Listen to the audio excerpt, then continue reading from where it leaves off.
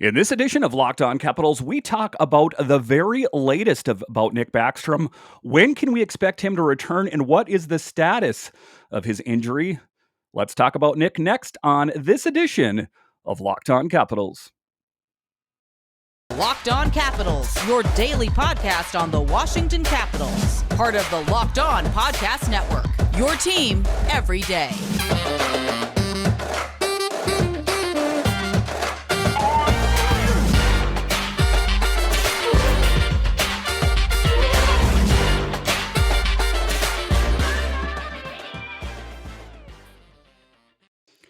Well, hello and welcome into this edition of Locked On Capitals. I'm so glad you decided to join me today. As always, this podcast is free and available on all the major platforms, and I want to thank you for making this your first listen or view of the day. Yes, this podcast is also available in video form, so head on over to YouTube and check it out. And when you're on YouTube, make sure and hit that subscribe button, and if you like the videos, hit the thumbs up button. It really helps grow the channel. My name is Dan Holme. You can find me on Twitter. It's at DanCaps218. You can find the show on Twitter. It's at Locked On Caps. So in this edition, we are talking about the very latest on Nick Backstrom. As we know, he had that hip resurfacing procedure done this few months ago here. And what is the latest on him? The Washington Capitals went out and picked up Dylan Strome to fill the role while he is gone. But what is the long-term plans? When can we expect to see Nick back in the lineup?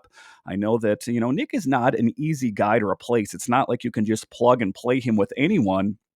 But I got to give Brian McClellan A+ marks for going out there and picking up Dylan Strome, a big name center out there that the Washington Capitals can use in Nick Backstrom's absence. But I got to be honest with you, the outlook for Nick Backstrom's injury is not the greatest. And as I'll talk about later in the show, it does seem like his recovery is going along rather smoothly. But how is that going to translate about playing in, the rigors of playing in the National Hockey League, where you're getting checked against the board and when you're skating up and down the ice at full speed? That's where the rubber meets the road with that injury. And I know, when you take a look at his injury, we gotta kind of look past his hockey career and worry about Nick, the player, and, the person, right? Who is Nick going to be when he's not a hockey player? How is his everyday life going to be? I know that, like I say, he's getting around well, it seems like, in his everyday life, but putting him on the ice is really going to put him to the test. And I guess the question for Nick is what is more important? Your life after hockey or your ability to want to come back and play for the Capitals and play for, several more seasons ostensibly. So I guess those are some questions that Nick is going to have to answer for himself.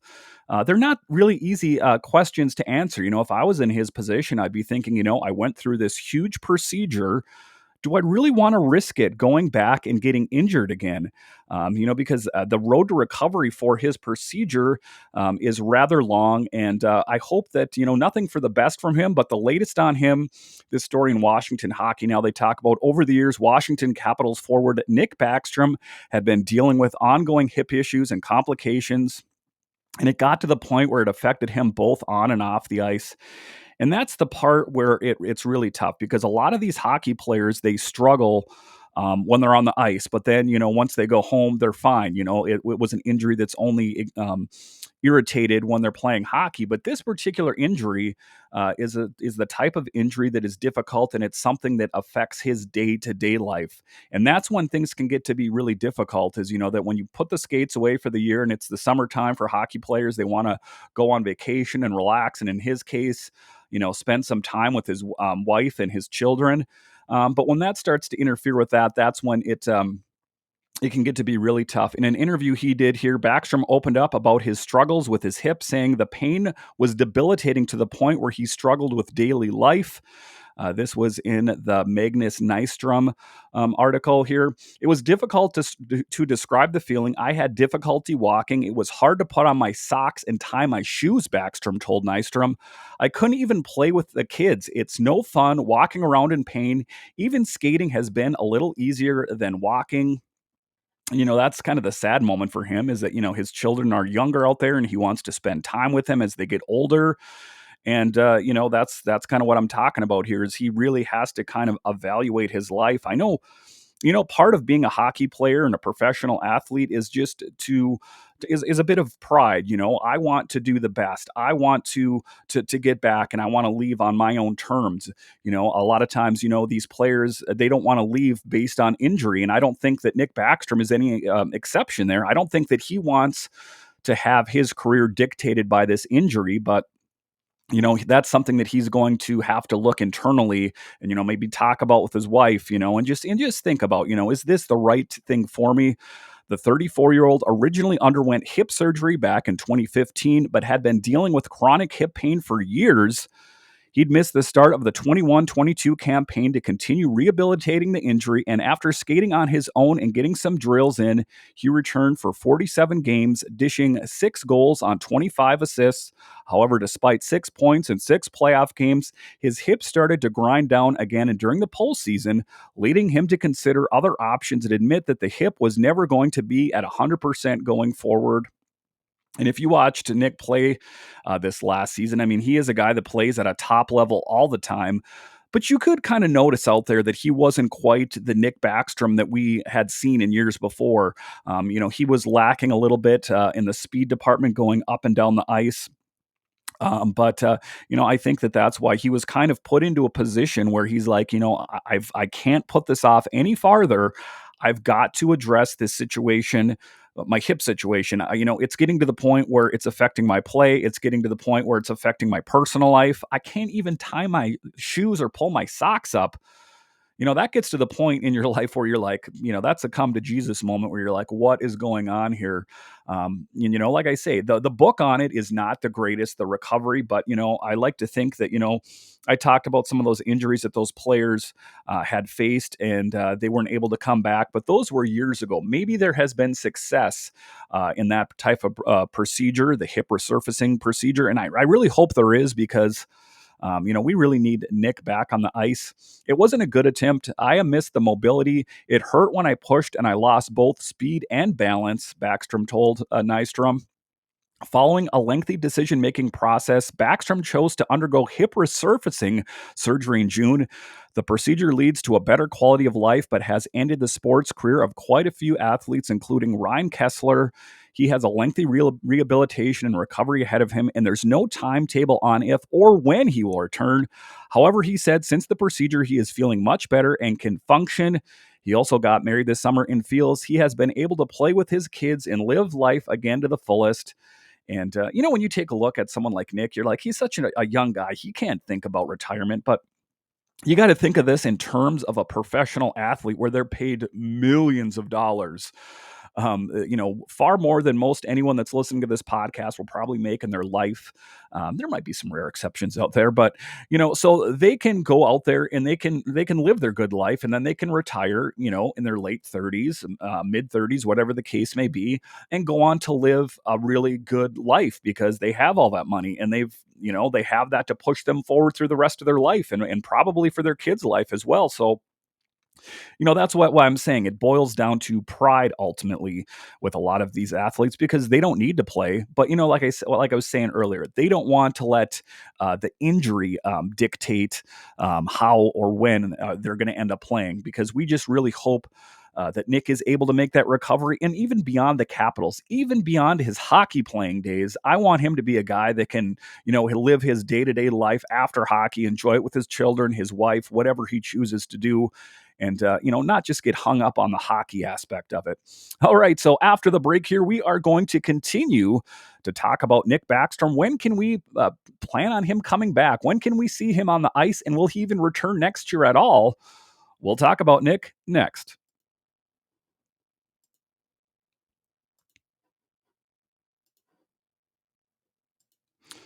So, you're hanging out with some friends and putting back a few drinks. A few becomes too many. As the evening comes to an end and people start to head out, you think of calling for a ride. Nah, you live nearby. You can make it home. It's okay. It's no big deal. What are the odds you'll get pulled over anyway? And even so, what's the worst that could happen? Your insurance goes up. You lose your license. You lose your job. Your car. You kill someone. Everyone knows about the risks of driving drunk. The results are tragic and often deadly. However, that still doesn't stop everyone from getting behind the wheel while they're under the influence. That's why police officers are out there right now looking for impaired drivers on our roads to save lives. If you think you're okay to drive after a few drinks, think again. Play it safe and plan ahead to get a ride. It only takes one mistake to change your life or someone else's forever. Drive sober or get pulled over. And guys, in this day-to-day life, there's Uber, there's Lyft, there's taxis out there. There is absolutely no reason why you should be drunk driving or even buzz driving. Do the right thing. It could save a life.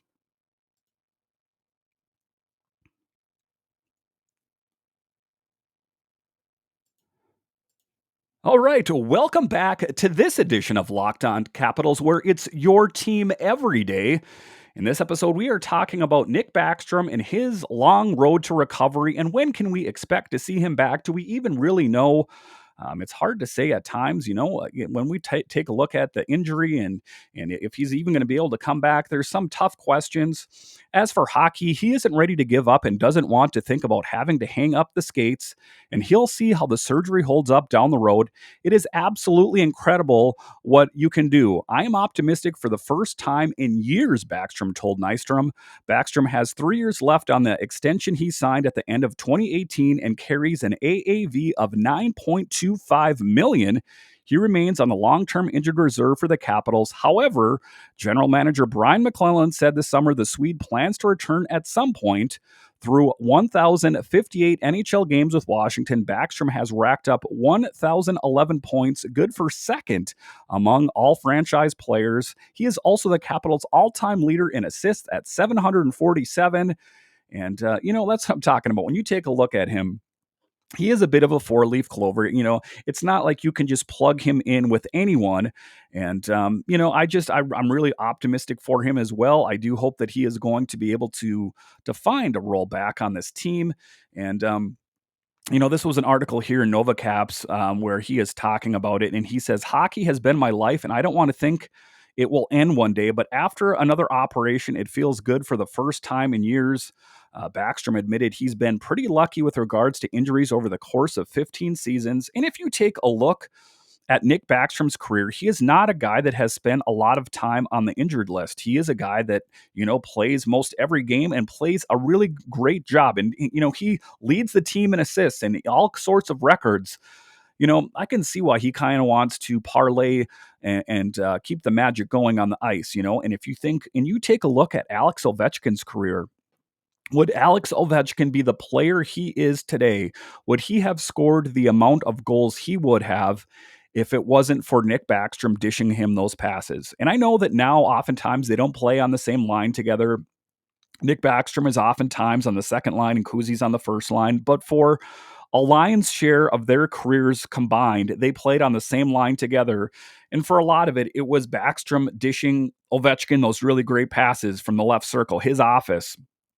And, so you got to kind of think of it in those terms, and you got to think about it from Alex Ovechkin's perspective as well, because I know that, like I say, oftentimes they don't play on the same line together, but when they're looking for that goal scoring touch, that is what they do. They put them on the line together. Sometimes Peter Laviolette will shake up the lines a little bit, and all of a sudden you'll see Backstrom and Ovi out there again, and oftentimes it leads to great success. So, there's a lot of things that play there, and, you got to think that, to a certain extent, Alex Ovechkin is really kind of pulling for Ovechkin as well. Not just because he's a player, but those two are great friends. Yes, I have been. I had a regular hip operation 8 years ago and then felt fine for a few years. But after that, it just got worse and worse. I've had problems for years. It is difficult to describe the feeling. It stings. I have had difficulty walking. And just the issues that goes on with that. It's no fun walking around in pain. I've been limping the hall, and even skating has been a little easier than walking. And that's a good thing. Those are good signs of progress that he is actually starting to think about skating and feeling better. My hip ball was uneven, so it laid and it rubbed, so it hurt. Now the hip ball is cut in half, and I have like a metal shell around it. It becomes like a protection in the notch. It feels very good now. Then we'll see how it feels when the game is at its most intense this winter. I'm optimistic for the first time in a few years. And to a certain extent, that's all he can be, is optimistic. He went out and he did, the thing that was best for him. Because I mean, he even if he hung up the skates today, I mean, he can't live his life, with that kind of nagging injury going forward. He has to live his day to day life after hockey, and I mean, it's good for him that he addressed it while he did. Backstrom has been thinking a lot about his life after his playing career, but of his new life includes investment business with his fellow Swedish hockey great Peter Forsberg. Hockey has been everything to me for 33 to 35 years. I have it in the back of my mind. I know that day will come. It feels unfunny that there will come a day when I can't play anymore. At the same time, you have to be realistic. This cannot go on forever. Backstrom and Forsberg have been starting their business together with a third family in Yuma, which has long been in the real estate industry. The two hockey stars entered a completely new world, and they have been invested several million in real estate. Together, we have over 2,000 apartments, mainly in Umeå, but also some in Gaval. I find this industry very interesting, said Backstrom. The Capitals are expected to open training camp around the third week of September, with opening night set for October 12th against the Boston Bruins at Capital One Arena. It's extremely unlikely Backstrom will see the Capitals lineup anytime soon, but don't count him out just yet. So obviously he is not going to make the opening night roster. When can we expect to see Nick Backstrom back? It seems in those articles there that he is not so sure. I think it's going to be a wait and see thing. For me, my best case scenario for Nick Backstrom is that, maybe he will see the last, 2 to 3 months of the season at best. But I think in his case, in particular, it's not something that you want to rush coming back to. I think it's something that you want to take your time. You went out and got this procedure done. You don't want to risk it coming back too early and just kind of exacerbate and make the situation worse. All right, after the break here, we are going to continue to talk about Nick Backstrom and some of the skaters that are already showing up playing in Washington. We'll talk about that next.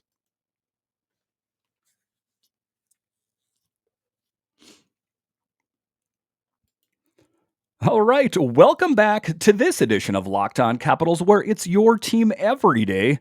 In this episode, we are talking about Nick Backstrom, and in this episode, we've talked about the procedure that he had done, and it seems like he is on the road to recovery. But when can we expect to see him back? It seems like there's not a lot that is known as of yet, but some promising news out there. Another player that had faced some injury is Carl Hagelin. Heading into training camp, the Washington Capitals are seeing quite a few headlines surrounding their roster player and up and comers after a busy weekend. Carl Hagelin is back on the ice, and all the while, Nick Backstrom has the hip resurfacing surgery done. So it's just a promising sign that you're starting to see some of these players come back. And Carl Hagelin is another one of the players that suffered kind of just one of those fluke injuries.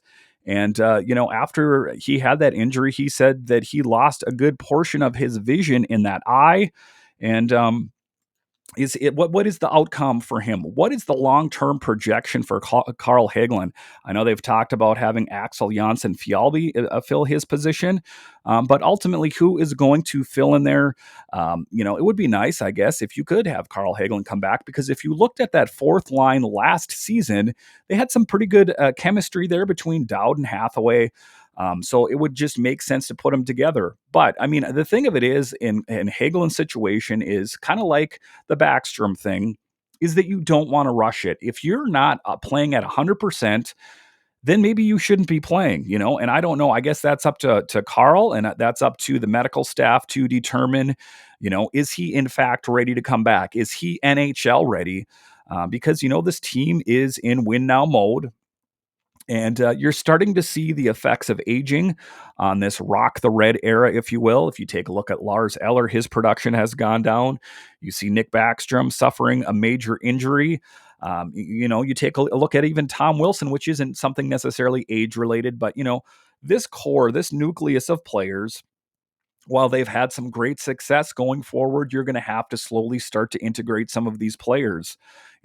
I think that the Capitals obviously would like to have Carl, on the team playing. But if he is not ready, we have to plan for the next one. Is it going to be Fialbi out there? You'll take a look at the defense out there. Who is it going to be out there?